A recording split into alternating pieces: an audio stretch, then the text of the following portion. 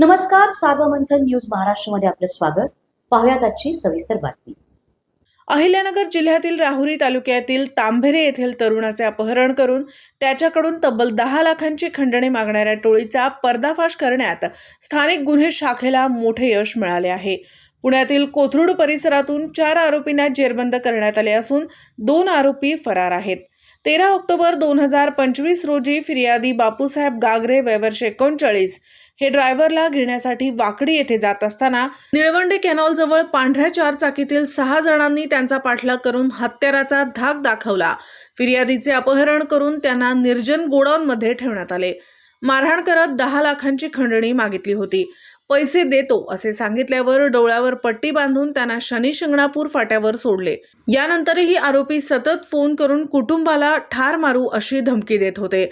घटनेनंतर राहुरी पोलीस स्टेशनमध्ये IPC 2023 चे विविध गंभीर कलमांखाली गुन्हा दाखल करण्यात आला आहे. 48 तासांत मोठा तपास, गुन्हे शाखेचा कमाल. स्थानिक गुन्हे शाखेचे पोलीस निरीक्षक किरण कुमार कबाडी यांच्या मार्गदर्शनाखाली पोलीस उपनिरीक्षक संदीप मुरकुटे यांच्या पथकाने तांत्रिक विश्लेषण करून आरोपी पुण्यात असल्याचे हेरले. कोथरूड येथे छापा टाकत 4 आरोपी जेरबंद करण्यात आले आहे. या आरोपींची नावे ओम अशोक ठांबरे वय वर्ष 20, अजय शंकर हुलावळे वय वर्ष 21, सोन्या उर्फ आदित्य रावसाहेब गागरे वय वर्ष 19, साई परमेश्वर ढवळे वय वर्ष 18.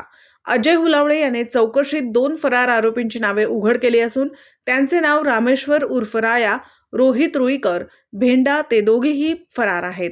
या कारवाईत रुपये 1,19,200 किमतीचा मुद्देमाल जप्त करण्यात आला आहे. सदरची कामगिरी पोलीस अधीक्षक सोमनाथ घारगे यांच्या मार्गदर्शनाखाली स्थानिक गुन्हे शाखेच्या पथकाने पार पडली. पुढील तपास राहुरी पोलीस स्टेशन करत आहे. सार्वमंथन न्यूज महाराष्ट्र, अहिल्या महिला. सार्वमंथन न्यूज महाराष्ट्राला लाईक करा, शेअर करा, सबस्क्राईब करा.